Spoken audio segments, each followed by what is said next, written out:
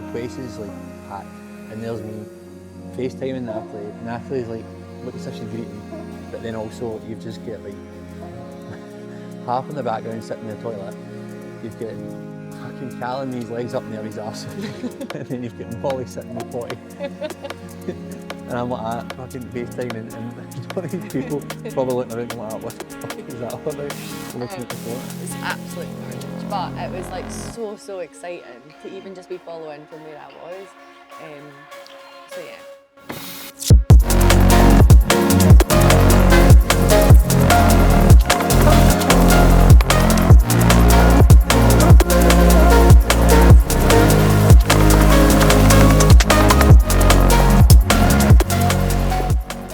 Welcome back to Coffee with the Cassells. This is episode 3. Episode 2 was an insight to exactly how our life is. Like, we're going about this as part of the podcast where we talk about home life and family life and stuff like that. And if you are with us for episode 2, firstly, well done for managing to get through it, because we struggled. And yeah, that gives you an insight of how our life is. Yeah, it was. I suppose that was the reason when we sat down. We said we wanted to do a podcast. We were like, right, we want to showcase like real life. Instagram, as we mentioned, like on the first podcast, like Instagram only shows people like 10 seconds or 30 seconds insights into your day, and that was was a shift.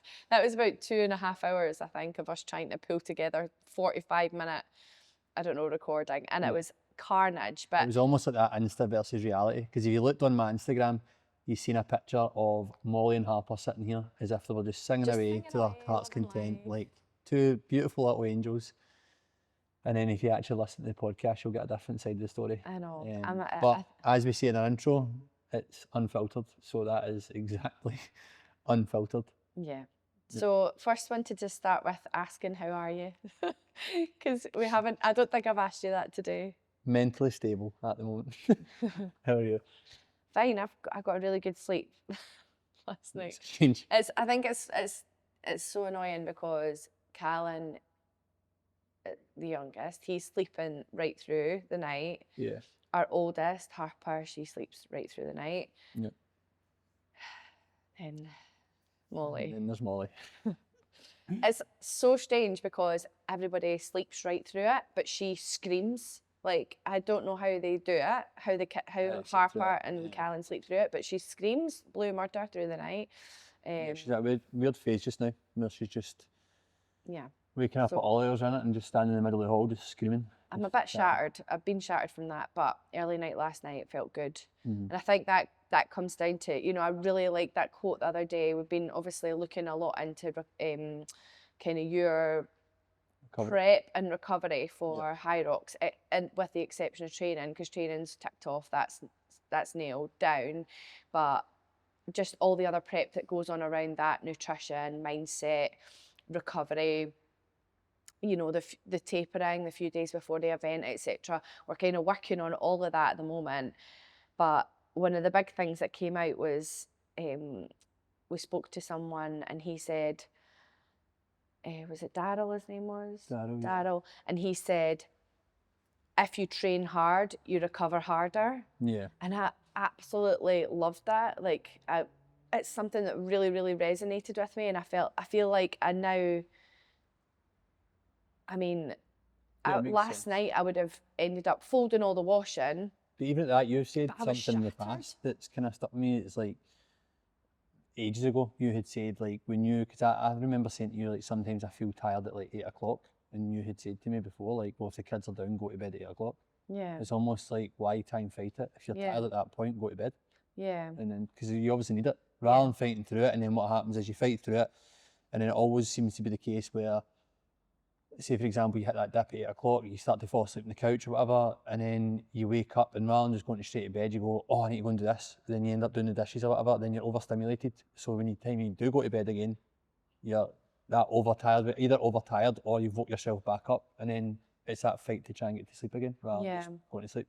It is massive. Like, I loved it. I don't know where I heard that, but it was basically, if you're starting to feel tired, like, lean into it and go to sleep. Like, and we know it all so well as parents and as business owners, that time between like the kids going down, so like 8 o'clock to like say 10 or 11, that is like prime, get the house in order, get your shit in order, and also like think and plan for the next day, you know, get some dinner yourself, sit and maybe watch a wee bit of TV. It's only 3 hours. It's not a lot of that, not a lot of time, but what we cram It's your into that time to try and get ahead for the next day is just wild. Yeah. And then it's almost as if like in society, if you don't have your dishes done the night before or the next day, or you're not on top of your washing, or the house isn't pristine or perfect, like we always have this like level of expectation of ourselves that we feel so pressured into doing. But actually when our body is telling us we need to sleep, just go and sleep. As a parent, it's like so hard to get that recovery in. And actually this is what we talk a lot about with our clients, like fat loss or, you know, performance or whatever. The first thing you should look at is your sleep. And if your sleep is hard, which it is when you, and you know, the different phases of your life, your sleep is massively impacted, but especially when you're a parent with young children, you know, just leaning into feeling tired and just going to bed is, yeah, okay, you feel a bit rubbish because you're not on top of other elements of your life, but yeah, but you can always tick it off later. Yeah, it's funny. That's how I felt last night. That was what that nutritionist said to me on the phone as well, was like being a parent and stuff like that, you obviously can't control how much sleep you get or the quality of sleep you get, but what you can control is the steps you take to actually try and improve your sleep. So the way I'm kind of trying to process things now is if I'm putting things in place to try and get better sleep or deeper sleep or a better quality of sleep, then as long as I'm doing everything I can to do that, if Molly wakes up through the night and I have to wake up through the night to help her or whatever, then so be it. But at the same time, at least I'm doing what I can to try and benefit that. Yeah, you're controlling rather than just kind of winging it and just going, oh, I'll go to my bed at 11 and if Molly wakes up, she wakes up, she doesn't, she doesn't. I'm trying to control what I can control, and that's all you can do. And what are the steps that nutrition told you to take? I suppose most people do understand what they could be, but if somebody listening hasn't kind of thought about focusing a little bit on sleep for their progress towards our goal, what did she say to you to do? So the steps she said to me, so obviously she wasn't a parent herself, but she just basically said that she obviously understands that sleep when you're a parent can be few and far between. But again, she said put the steps in place to kind of combat that as much as possible. So, for example, I have been told to reduce my coffee. So that is my second coffee of the day. I'm only allowed 2 a day now. So that is my second coffee, and the last couple of days I have been sticking to that, to be fair. So 2 coffees a day, that's all I'm allowed. I'm meant to have a cut-off time as well before 1 o'clock, so it's currently 1:45, so that's actually worked out quite well. So no coffee or caffeine after 1 o'clock. The other thing that I do is I stretch at night, which gets me in a more relaxed state. And the last thing I've just started to do as well, that she kind of advised on, was meditation. So mindfulness meditation. So I'd spend 10 minutes a night now doing that. She had obviously said about the distractions and stuff like that as well, obviously like having TV at night and stuff like that, which I think it's natural people do. Like people tell you not to watch TV or no screen time like an hour before bed and that, but realistically how possible is that? Plus the fact, the way I kind of looked at it was like, if you tell me there's no screen time before, like an hour before bed, how do I do my meditation then? Because it's on my phone. But I must admit the whole stretching off, like 20 minutes of stretching I do, and then the 10 minutes of meditation at night. And I must admit, like I'm actually falling asleep when I'm doing the meditation thing because I do feel so relaxed. Like I'm probably getting 4 or 5 minutes into that meditation, that mindfulness meditation, and I'm starting to actually feel myself getting heavy and starting to fall asleep. And then I wake up just as it finishes. Yeah. Which isn't necessarily a bad thing. Like I know I'm not doing the full mindfulness, but it's actually helping. And then the only other thing that she said was a magnesium supplement just before bed, and that was the kind of steps and tips that she said. And what magnesium was that? Glycinate. Glycinate. Glycinate. Yeah, glycinate. And what was the dosage? Was it 400? So it was between 300 and 400 milligrams of the magnesium glycinate. Sorry. And that's only depending on how much you get through your like Yeah, so overall nutrition. that was a conversation we spoke about as well. With obviously nutrition standpoint and stuff like that. We spoke about you can get magnesium, like a good dose of magnesium from certain foods. So things like leafy greens, like broccoli, red meats, etc. Where she said that obviously if you talk 20 years ago, the magnesium, like the content in like a broccoli would be twice as high as what it is now, because there's obviously a lot more processed, etc. So she basically said, like, you know, you should still be eating the leafy greens, etc., your rocket, your spinach, all that kind of stuff.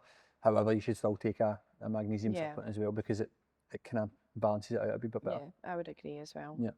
I think that's all really useful tips for people who are maybe trying to also focus on that recovery aspect of their training. I think taking just for me, I think just taking a minute to be off my phone at night and to not feel that pressure of having to get back to loads of messages, or to find myself deep in scrolling, or stuck in kind of some sort of state on your phone. Yeah. And I said this to you, like, okay, I moved from one screen to another, but we watched a movie the other night, and we never watch a movie during the week. No. And I actually enjoyed just that switching off from like the noise of Instagram or work, or messages, that almost like that need of wanting to tick all the boxes off, rather than just sitting for myself for a minute. And you even notice, like, your day-to-day performance, like, so not even just performance in terms of training and stuff like that, your mental clarity the next day is so much better. So for the tasks that you maybe want to do the night before, you want to cram it all in before you go to sleep or whatever, like, see if you actually just leave that and focus on, like, being present, switching off a bit, like, you know what I mean, taking your mind elsewhere. You wake up the next day and you would probably answer that question better. Way better than you would just try to wing it. And, like, I mean, how many times you hear people saying, like, I was messaging you last night or whatever, and I fell asleep, and then you woke back up and you finished that message. Well, actually, if you just slept on it, you'd probably answer it a lot better. But I think it's also important to note that from a performance standpoint, so the reason why I'm doing these steps and stuff like that isn't actually to do with performance as in my training output. I think that's important to kind of talk about and stuff like that. So the reason why I've got these steps in place just now is because in every single one of my races recently, I've had cramp at different points of the race, which has really affected me. If you've seen my stories on Instagram and stuff like that, you see that my leg actually looks crazy. Like, people say it's like cramp they've never seen before and stuff like that. So I'm not putting these things in place just for, like, obviously the sleep aspect, like the benefits of the sleep aspect, the benefits of the mental clarity aspect and stuff like that. I'm actually doing this because when I go into a racing environment, the pressure, like what we're starting to establish is the pressure might actually be too much. The pressure I'm putting myself, the amount of caffeine I'm drinking and stuff like that, my adrenaline and cortisol levels are so high that it's just a constant fight or flight system with my body. And the stress that I'm putting on my body and my mindset as well, the cortisol levels are so high that basically my body is just like almost like sending a signal to kind of try and slow me down a bit. Yeah, what your brain is saying is that like there's something not right happening. Yeah, it's like the way the nutritionist said it was like it's your nervous system's way of trying to slow you down a bit. Yeah, I think as well then, kind of I don't know, we've not spoke about it a lot, but when your first ever race in Manchester. So for anybody who doesn't know, we went to Manchester for Stephen's first ever race, and Stephen was of a mindset, and we laugh and joke about it, but Stephen was in a mindset where he was absolutely like determined that he was going to walk out of that race and he was going to be like the fastest guy on the course. Yeah. Because as we've mentioned before, like your times on the stations are like nobody else can kind of match in terms of your ski and your row on the ergs, but you're strong, and also you have got that power output to be able to really push the stations. Yeah, station wise, I can sustain it. Yeah. When we went into that first Hyrox, I mean, your running prep was null and void, and we laughed about it. I used to go on the erg bike thinking I do 20 minutes on the erg bike. like Aye. 5 times a week and Thinking that was enough. Yeah. And we joke about it, but then so that was the unprepared bit. Yeah. But actually, and that's what caused you to is it called DNF? Yeah. Yeah. Because you actually weren't prepared to come out of in the first few runs as fast as you did, and then go into the stations. Your whole engine just was not built for the Hyrox race at that point. But moving on from that, when you left, when you pulled out, you mentally were not in a state. You hadn't prepared yourself for failure. Yeah. And then there was a lot of people there that we knew. Yeah. And so there was that pressure and expectation on you from not just yourself that you'd put on yourself, but you'd also projected it out on social media. You'd projected it out to the clients, to your family, your friends. And so what happened was all this pressure had built up inside, and then you put on a brave face and you shook hands with everybody. And as we were leaving the event, you seemed like okay. I knew you weren't okay. And then we got back to the room, we shut the door, and then you went into pure panic, like fight mode, didn't you? Your whole body just went into that. And from my perspective, it looked like a seizure or a heart attack. And kind of what came out of that was obviously a 2-night stint in the hospital. But what had happened was the pressure, the adrenaline, and the stress, the cortisol, had caused your body to go into spasm. And it was actually what looked like a seizure. Your body was cramping. Yeah. Your muscles in your arms, in your chest, your shoulders, everything was cramping. And so it's funny how, like, and so many people have mentioned this since then. Well, so many, to be fair, we've been trying to like put a finger on it for a while. So we were like trying different like kind of sodium intakes, and like I was trying different things on race day where I was like adding in more potassium, sodium. You were purely thinking it was the burpees as well that was causing. Well, yeah, burpees still causing an issue with my hip flexors. So yeah, I still think there is like the mobility side of things on burpees still to this day like affects my hip flexors. But I thought it stemmed from that. And then the other thing we thought it maybe stemmed from was like hydration and stuff like that. So if you look up like cramping and stuff like that on like different forms and stuff like that, the first thing people say is like hydration. Look at your sodium intake, look at your potassium intake, look at your magnesium, all that kind of stuff. So we just thought it was a nutrition standpoint. Yeah. And we have up until this point. And it was only after it happened in Glasgow on the Thursday night that, you know, some of our clients actually said about it, like you had obviously said about it. And then some of our clients have said, like, you know, could it actually be a psychological thing? Like, how come it only happens? And this is one of the things that we said, like, I can come in here and, like, my programme with Graham and stuff like that, it's like, sometimes I'm training like 3-4 hours, like, non-stop, like, mixed bag of, like, zone 2 work, strength work, like, high intensity stuff. Not a single thing with cramp. Like, half the time I don't even take, like, electrolytes in here. Yeah. Like, if I'm doing, like, a 20K... You also train fasted or... Yeah, like if I do a 20K run and stuff like that, like, I never use an electrolyte for a 20K run. Never. I never have. Even sometimes when I've done, like, a 30K run, I never took electrolytes. And then, so what we've tried to start looking at is, like, right, well, how come that happens in training? That doesn't happen in training, but as soon as it happens on race day, like, where does that come from? And I think Glasgow's probably been the biggest wake-up call because... So the way I normally cramped was I would normally get it after the burpees, into the run, into the row. And that's how I always thought it was through the burpees. Because it was like, right, my hip flexors are feeling tight, as that was maybe causing the kind of pressure build up and stuff like that, and then hitting into cramp and locking into cramp. So going into Glasgow, I was so prepared for that, where I was like, right, Natalie had said before, like, you just need to see cramp is going to be, it's going to happen. It's naturally, it's going to happen. Plan for it and execute a plan to try and get through it. So normally I would take a carb gel. Previously, like in Paris, for example, I took a carb gel after the rower. And obviously we've since established that because of my times that I'm now doing Hyrox in, that's too late. So by the time the carb gel hits in, it's far too late. And that was a really good tip that I picked up actually. It was that when you think you need a carb gel, that's too late. Yeah. It's almost like you need that 10 minutes, 10 to 15 minutes for it to kick in. Yeah. So for it to go in, digestive system, for your body to absorb it, for it to be the energy to be readily available. So in order for you to make sure that that is readily available, bringing it forward by 10 minutes, whether you feel like you need it or not, like take it. Well, that was the plan. So the strategy was in Glasgow that I would take it after the sled push, wasn't it? So once the sled push is done, I would grab my carb gel, and on that run, I would take the carb gel, and it would be like done by the time I got to the sled pull, and then that way it would kick in for the second part of the race.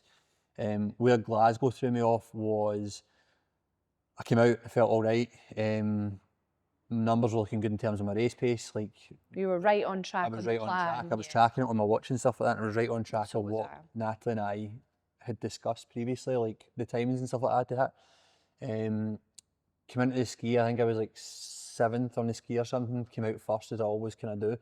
And it was there on that second run. So people that done Glasgow would know that when you ran in towards the wall balls, there was like almost like this, I don't know, it was like a bottle shape, wasn't it? Where you basically came out a little bit and then you had to turn, and then you came in a wee bit and then turn again type thing. So it was a bit of an abnormal layout of a course, but my foot nearly went away from me on the turn. I went to the inside lane and my foot nearly went away, it kind of slipped. I don't know if there was like, it felt like there was a lot of chalk on the floor, so I kind of slid a wee bit and I put my foot down. As I put my foot down, straight away the cramp set in.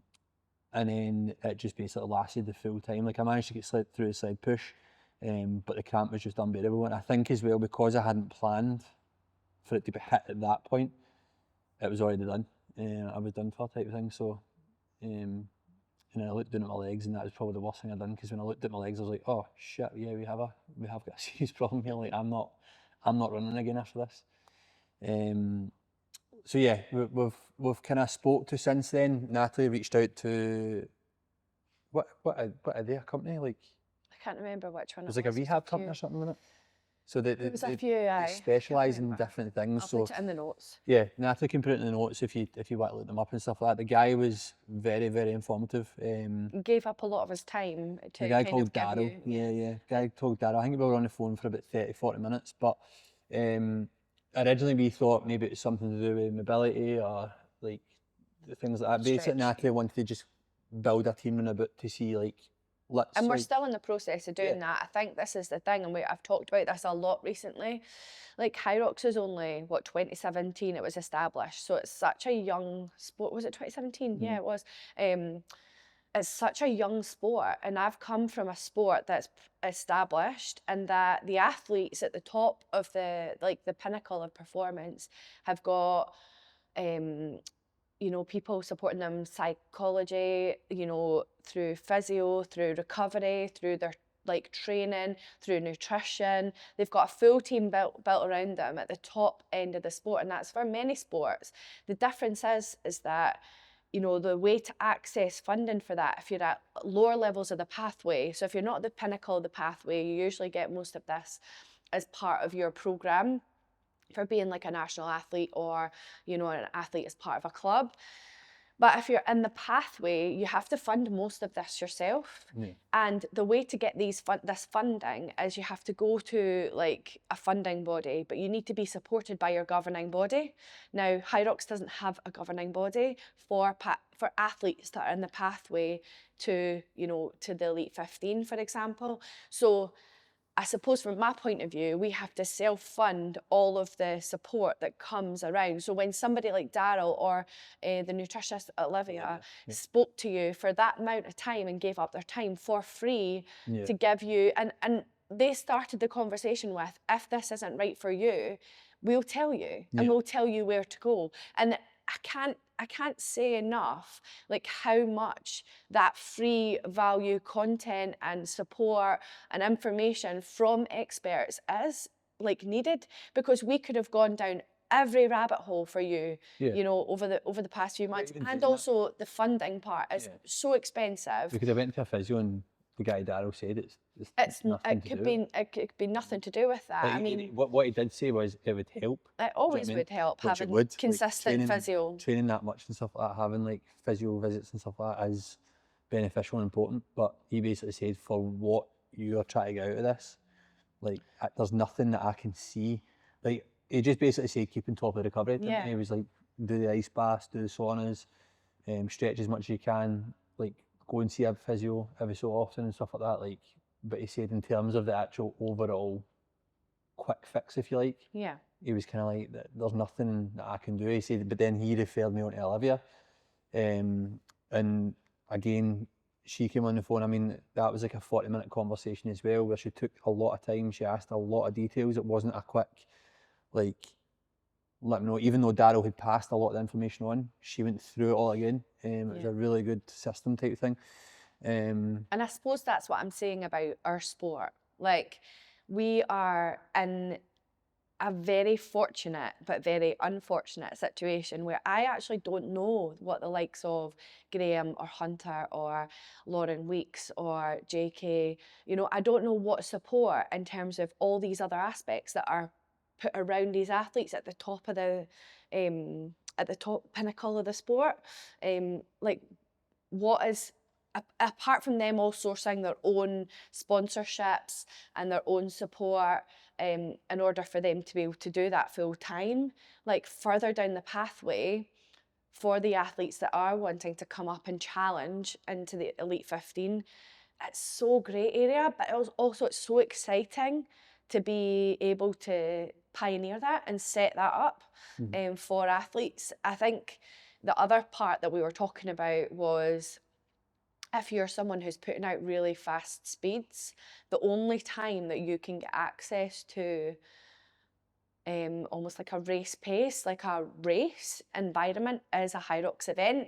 And for you that Thursday, you obviously DNF'd. And then if you hadn't decided to do the Saturday, then you would have not had a chance to see how all those weeks of training had played out.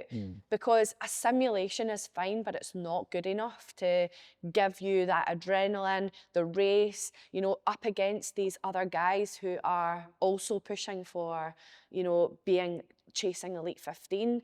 So I think it's really challenging to be an athlete at this point because the sport is growing so much, but also the top end is still so small, and also no one quite knows, I think, what that looks like yet. Yeah. And we can create that, and I think, and we can also then educate and help other athletes who want to be able to put that system around them. Yep. And then the final part for me is like, how do I get funding? And that's what I'm currently trying to do, you know, is almost like, how do I get sponsorship funding, you know, support in your recovery, because trainers, I mean, we're going through trainers like mad, because we're testing them constantly to make sure they're the right ones for you, for the style that you run, for the race pace that you need it at, for the elements in terms of the different carpets and things like that. So it's so much to put around that, but also like I'm buzzing. I'm absolutely buzzing to do that part of Hyrox with you, to have that kind of, I don't know, to have that drives me a little bit. It makes me really excited. I mean, it's really hard trying to put together letters for sponsorship.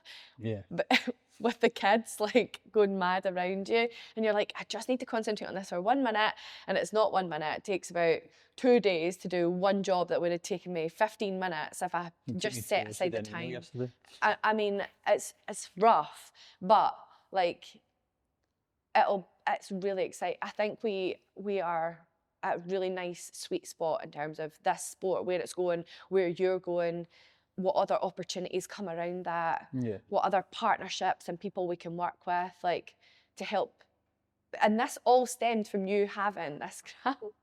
I know. It's all stemmed from that.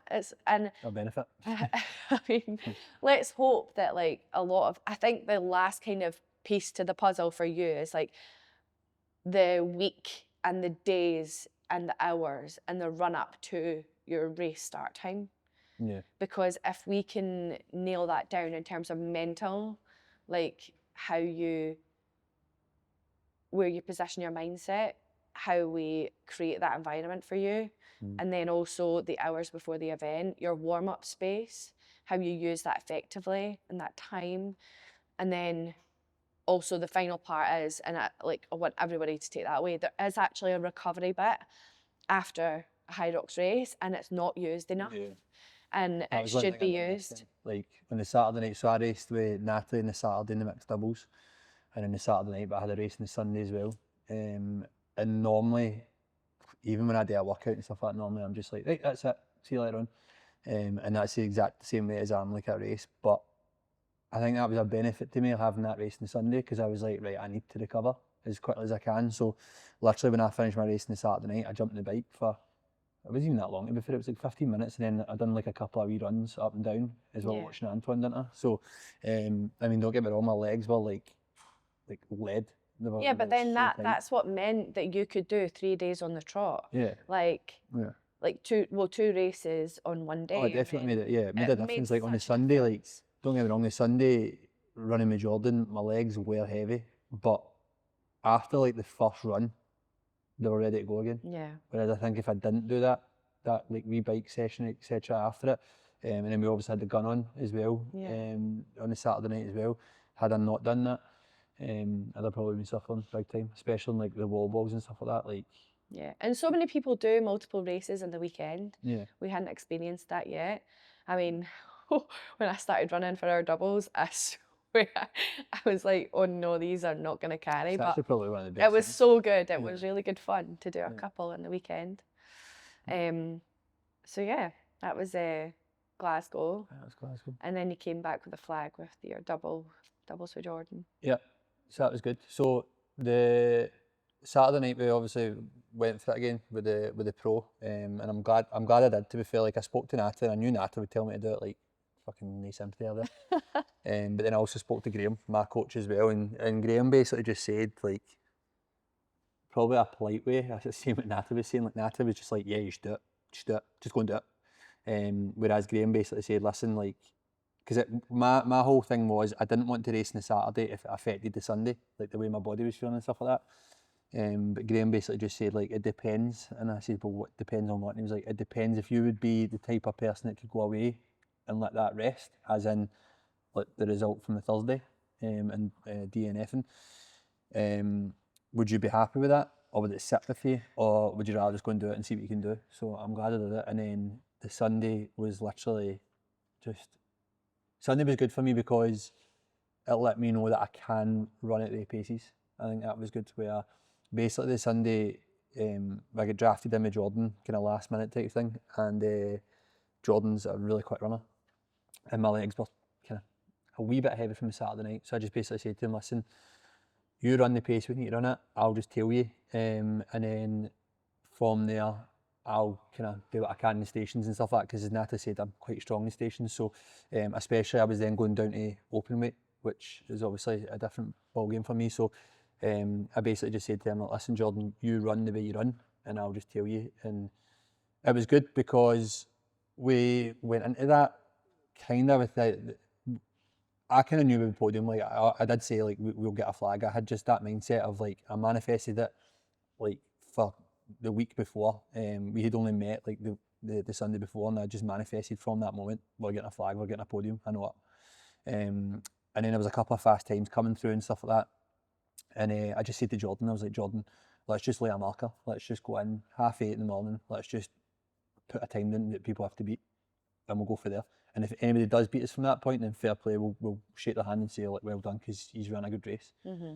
And we came away with a 51:58, which was probably faster than we first expected. But it was good for me as well, because it let me know, you know, I can hold the pace, I can run into places. And the mad thing is, like, even though the pressure was there, because obviously it was the pressure of not letting Jordan down, it was the pressure of, like, we had to get a really good time. Like, because where it's different between open and pro, right? So pro is like a different race, in my opinion, in terms of like the way you need to attack it, because the weights. Whereas in my opinion, even though the pro race is a fast race, the open race is so much faster. It is literally just run and speed, because that's all it is. It's just like a full-on sprint. Whereas with pro, you can be a bit tactical with it. and yeah, we knew the times that we had to go up against and stuff like that. So even though the pressure was there with that and stuff like that, it was weird because my body didn't go into that. I didn't feel as if I went into that fight or flight as much.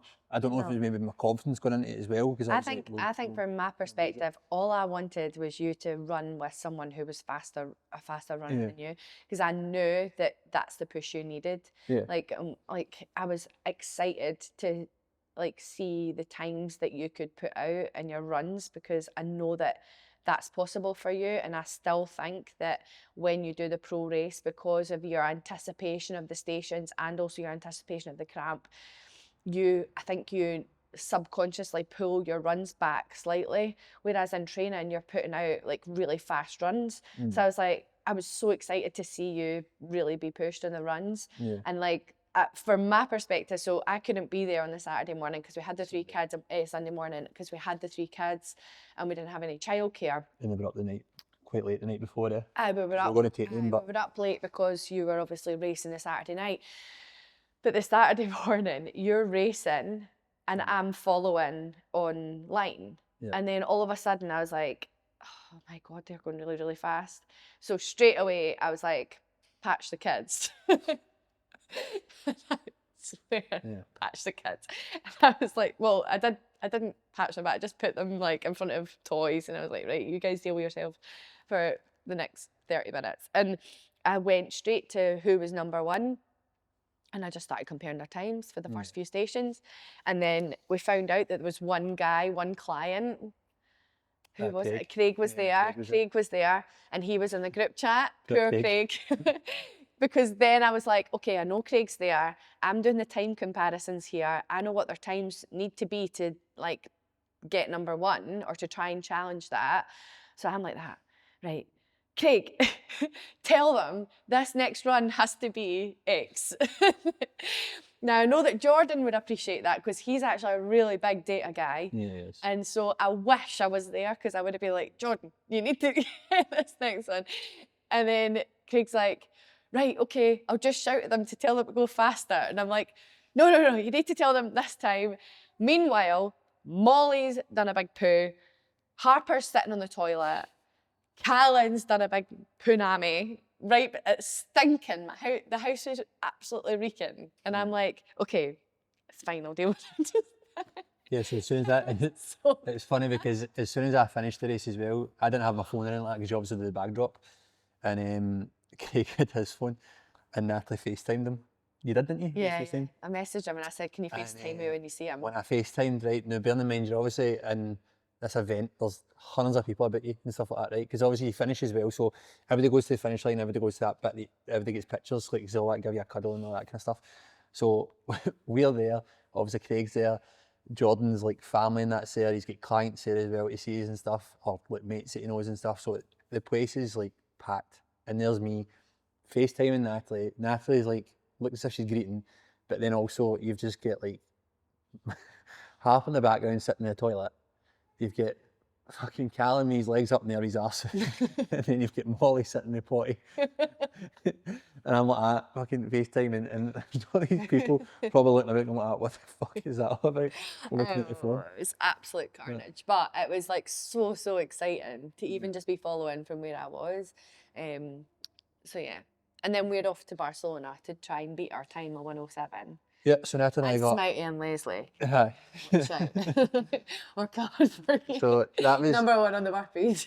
the next doubles was like a last minute decision for Natalie and I to do. We weren't going to do that in Glasgow. We've booked Barcelona to do that, and that was going to be our first kind of mixed doubles together. But a last minute ticket, somebody we know, Kirk, him and his partner had to pull out, unfortunately, for Glasgow, and he had this ticket. And we were kind of humming and hawing back and forward with me, like, would we do it or not? Type thing. And I was in here training one day, I was like, you know what, let's just do it. Like, was that not the last time we filmed the podcast and you told me just before it? Yeah, that's right. Actually, yeah, one of the podcasts, we had done it just before we filmed the podcast. So for me, I was just like, it's probably a thing for me. I was just like, let's lay a marker and then let's try and beat it in Barca, make it a wee bit more exciting. So yeah. We got 107, which was really good. I think it was 107.33 or something on it. So it was really good. So that's the time to beat in Barca now. Yeah, it was good fun. I really enjoyed it, actually. It was I think what you needed as well before the race that night. Yeah, it was a good warm up. Yeah. Oh, aye, all right. I know my runs are slow, but. And then obviously the team as well. Everybody, Oh, every single person I think came away with a PB, which was amazing. It's just amazing to see people crossing the line, whether it be their first time and seeing the look in their faces to go, oh my God, I've done it. Or whether it be the other ones that have maybe done it before and, you know, came away with a time. And then you see them in here grafting and working their arse off, and then seeing their faces finish crossing the line and noticing, looking up at the board and noticing them get a huge PB. I think that tops it for me. Yeah. Like, it's great. And there were so many people doing it for the first time as well, or trying out different things. So some people had done the relay the year before and then was going into doubles, or they were going into doing it themselves. Do you know, it was just so, in the chat, like everybody in the gym, even if you weren't there or if you were, like, it was just absolute electric, wasn't it? The phones were going mental, but I think that's the thing for me. It's like Hyrox in itself is like, for us, it's like such a massive thing, that you feel proud about the work you're putting in. And when you cross that line, you look up and you go, oh my God, I've done it, or whatever. It's like nothing beats that feeling.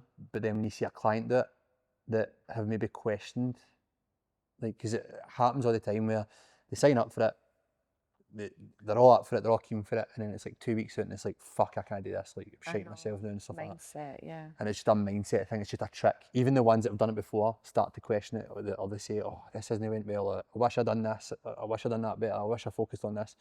And then they go and do it, and then they look up and they realise, oh my God, like, I've fucking done something big there. So that for me just makes the full weekend in it. Like, I think it was just, like, Glasgow was one of the biggest Hyroxes to date as well. It was the biggest. Numbers, in terms of days and stuff like that. And it was just as wild as well, where last year we done it and it was just 2 days. It was a Saturday and Sunday. Yeah, and at that point it was the biggest Hyrox event to date. And this year we were literally there from the Thursday to Sunday. It was mad. We spent so much fucking money in parking. It was ridiculous.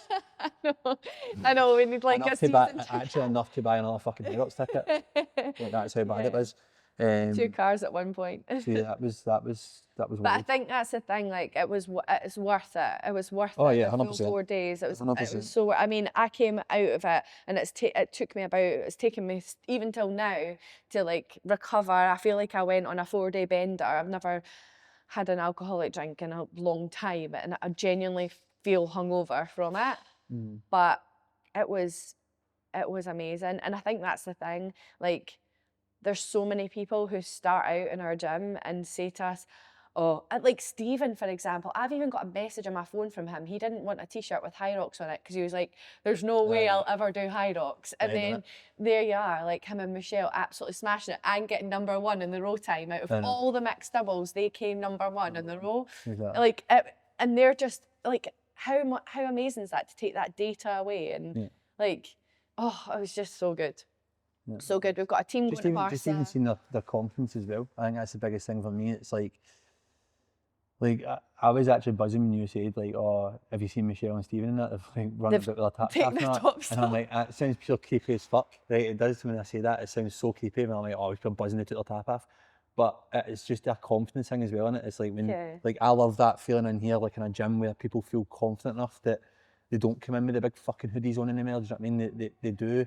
If they're too hot, you take your top off. It's like, I mean, not the end end of the world. You're training a crop top. Because it's like, you see them coming in at first and everybody wears like this fucking extra large jumper that we all seem to buy at the same shops. And then all the fucking oversized t-shirts and stuff like that. And just seeing people like almost like evolve and then just go, do you know what, fuck it. Like, I love training and some of the Hyrox based sessions in here sometimes, because it's like, I mean, if you know me, I fucking do like 1 rep or something and my tap's off. Like, I don't, you can't be arsed with it. I don't even know why I wear one. And I know that's the thing. Someone actually asked me the question the other day, does Stephen ever have his top on? And I was like, I don't know what the answer is. But it was something about, like, in Hyrox, do you have to take your top off? Even last night. No, but... Last night, I took my jumper off last night and my t-shirt started coming up a bit. And Harper said, Daddy, why are you taking your top off? And you said, Daddy's always got his top off. But for me, it's like, see that feeling as well, like being in here in the gym and stuff like that. And it's like, I'll take mine off within like a second. The bleeper start. I think it says 10 seconds and I'll just got to fucking take it off. And it's like this domino effect, but it's like, right, that set the tone. Now we're all fucking doing it. know what I mean? I just think it's I brilliant. think the thing is that like in here, when you're doing those sessions, it is so hot. Like literally, the less things you have And on, if you think it's the hot in here, better. Glasgow is 10 times worse. Exactly. And so, and people always say like, when you do Hyrox, do you have to have your top off? No, you don't. But you will. it is so hot that actually having the confidence to be able to just whack it off, like it's amazing, isn't it? Like we always tear ourselves down constantly, like, and how amazing is it to just leave that at the door and then just come in and just go, fuck it, I'm just taking it off and just, you know, and being more comfortable while I'm training. Like it's about to be spring and summer in here, so it's going to be diabolical heat. But I've already got to fan it. I know. Oh my God! See, when I got that out, oh, I was just like, "This is it. We've made it. We've made it through the winter." And they were sitting here fucking freezing. I That's what know. I'm saying. I know. No, that was nice actually. I don't think we've really sat down and debriefed, but I hope that for whoever's listening, I hope that you've taken something away from that. Pick your next Hyrox. Aye, or just any challenge. I mean, there's like how many of us now going to do the gauntlet? I know. And like I've that's lined another fitness challenge. I've lined up, I might do Deca. There's a Deca coming up in May. May? In a gym in Hamilton. Yeah. So I might do that. Deca is different though. It's like 10 minutes. It's done. Sounds like something that you would enjoy Not that quick. Old me that would old me before I started this Hyrox shite. No, it's I think Glasgow was one for the memories, one to kind of set the bar for the next one. Glasgow's always going to be special. Like I said last year I wouldn't do it and I ended up doing 3 races. I said this year I probably wouldn't do it. I probably fucking will because it is special. Doing it home tough is a special thing. And it's nice as well, like even the week before it and stuff like that, like obviously we do tapers and stuff like that the week before, but not having to pack and not having to like, you know what I mean? It was mad. You're just waking up to. And what about the kids? So we took the kids on a Sunday. Yeah. And they were buzzing. They were brilliant. They were brilliant. To be fair, they were shattered by the end of the day. What time did you come? You came in about 10 o'clock, 11 o'clock or something like that? Aye, it was 11. And they were there the full day, and it was nice because we just stayed at this wee spot. Normally we try and like dot ourselves about, see all the stations and that, but where it was really beneficial for us is like so many clients were doing it this year that everywhere you turned there was at least one person. An orange jumper. Yeah, for someone. So on the Sunday, like I'll be honest with you, I was fucked by that point. Like my legs, everything was just done. I was overtired. I only had 3 hours sleep on the Saturday night. I was overtired, overworked. I was hungry. I was a shell of myself. But what was nice is we just basically stayed at this one wee bit, and it was a bit where the podiums nobody really expected to be there. And I think that's the thing. Like, see if you are going to support somebody in Hyrox, always have someone in a place where you can shout them in the runs. Because, like, when you're doing it at the stations, right, the stations are like the glorified bit, right, where it's like, oh my God, it's a station, they're doing this, that and the other, right, and it's the fancy looking stuff where, oh my God, the sled looks cool, or, you know what I mean, the ski looks cool really cool, and you get the good pictures and that, right, but see when you go on that run, it is the loneliest fucking place in the world. Like, after that first run, you're buzzing, right, like, it's all guns blazing, you're like, oh, fucking yes, we're doing this and that. You get past the ski, and then you go in that second run, you go, shit. It just goes silent. Yeah, it just goes pure. All of a sudden, like, just zone out the music, you zone out the noise, and you're just running, like. And then you're going, what lap I'm on. Yeah. So it's like, if you are going to support someone in the future in Hyrox, if you're a team of a couple of people, have one person at the station and a couple of people dotted about the run course, because it makes a huge difference. Yeah, there was a couple of people when I was doing mine, there was a couple of people standing where we were. Yeah. And the run, when I was coming up to that point, I was like, I better pick my head up. You can't slow down. Because where we were, like, on the Sunday, it was funny because where we were, there was a lot of people that didn't know we were standing there at first, so they would come out the gate and they would do it, and then you'd see them starting to slow down a wee bit, and then we'd be like, come on, and then all of a sudden they'd be like, oh no, run. So it was like you weren't getting that chance to like settle and like kind of thing, slow down and that. So that's a bit of advice. And the kids were just great. Kids were great. Loads of snacks. The way I prep the kids for a Hyrox day is like you're traveling. So lots of small snacks, lots of like little toys as well. Like I've just got a bag of toys, just little toys, and then big double pram. And So we had that, like a colouring book in that as well, so Yeah. it was like just different things in it, different stimulus and stuff like that. but then also, like, when people are there, family and friends, you take them out, you do some burpees with them, you do some runabout. They do Harper's new thing is like, right, everyone, we're going to do the ski. She'll do the ski on her own, or She's doing the lunges or and she that, does isn't she? the lunges or the rows. doing the lunges. So like, she does her own mini Hyrox at the side because there's spaces to do that, and then they maybe need a bit of quiet time, so you go for a walk, or you know, the food bit was perfect for that in Glasgow this year. It was really good. The food bit was quiet.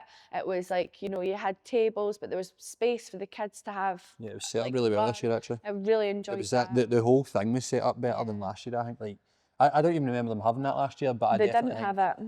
like, even the course layout itself was so much better Yeah, it was. than last year and stuff like that. So, Yeah. it was good. Definitely. That was a nice review of Glasgow. That was candid. We didn't plan that.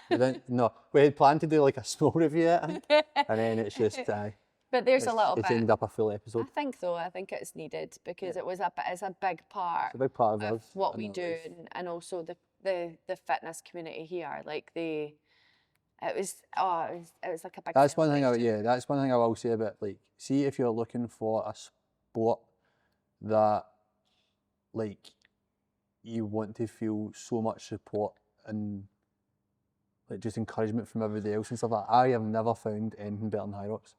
Like, there's so many boys I talk to now and girls that I talk to that do this, and we only know each other from Hyrox, doing Hyrox, but we all want the best for each other. Like, the amount of, what was it like? Like, we couldn't walk. We like couldn't walk. 5 metre without speaking to somebody, and it was, do you know what, that was like, I said that to somebody, like, that was one of my highlights of Glasgow, just seeing everybody, like, In so person. encouraging and supportive of each other, Yeah. like pushing each other and stuff like that. And honestly, I've never, like, I've played football and all that, and like I've done all that kind of stuff, and you feel that competition element of it. And even though, like, some of the boys that I know and stuff I talked to, I was going up against them, technically racing them, but yet the support was just, it was second to none. Like, I've never, if you're looking for a sport that is, like, in my opinion, so encouraging and so supportive, you'll never find anything like Hyrox, because it's honestly, it's incredible. Like, me and the boys have been all talking to each other, and like, I trained with Chris D'Souza the other day as well. Like, we're all trying to big each other up, and you know what I mean, it's not this like egotistic thing like, I need to beat that person and I'm going to do this and that and the other. It's like so supportive that everybody's just trying to raise the game and raise the bar in Scotland. It's shown the best of the fitness industry in Scotland, 100%, and yeah, I'm 100%. excited by that. Yeah. I'm grateful to be a part of it, and it's there's incredible. only more to come, isn't It's there? special, yeah, it's truly special. So I suppose the last thing that I want to share today, and it's probably on the back of everything with Hyrox and Hyrox Glasgow, and also maybe talking about our client Stephen, who said, don't give me a Hyrox t-shirt because there's no way I would ever do a Hyrox. I mean, the first thing I would say to you is start. And what I mean by that is you don't need to start and spend money. There are so many gyms around you. There are so many opportunities to take part in something like Hyrox or a fitness or a 10K or a 5K. There's so many fitness events now. There's so many fitness events that you could take part in that might be local to you or in Scotland or in your area. And it's free to inquire with all the local gyms. It's probably free to do a free taster session there to see if it's the right space for you. It's free to have a look to see where your closest Hyrox event is or where your closest fitness event is, or, you know, 10K or whatever, 5K. And it's free to, you know, maybe check your calendar and see if you're available for that date. The only things that you then have to pay for is when you make that commitment to go and do it. But by that point, you're already further down the line than where you are today, thinking, I can't do that. So if there's something that you take away from this podcast today, or what we can share and how we can encourage you, which is do all the free things first. And even if you don't follow it through, well, at least you've done the first 10 steps. The mindset's there. The mindset's there. You've seen if it's possible, because then you might find yourself reaching for your bank card and paying for a Hyrox or your 10K or I an spoke event. to one of our clients yesterday, and basically they were trying to get a Cardiff ticket and they missed out in Cardiff.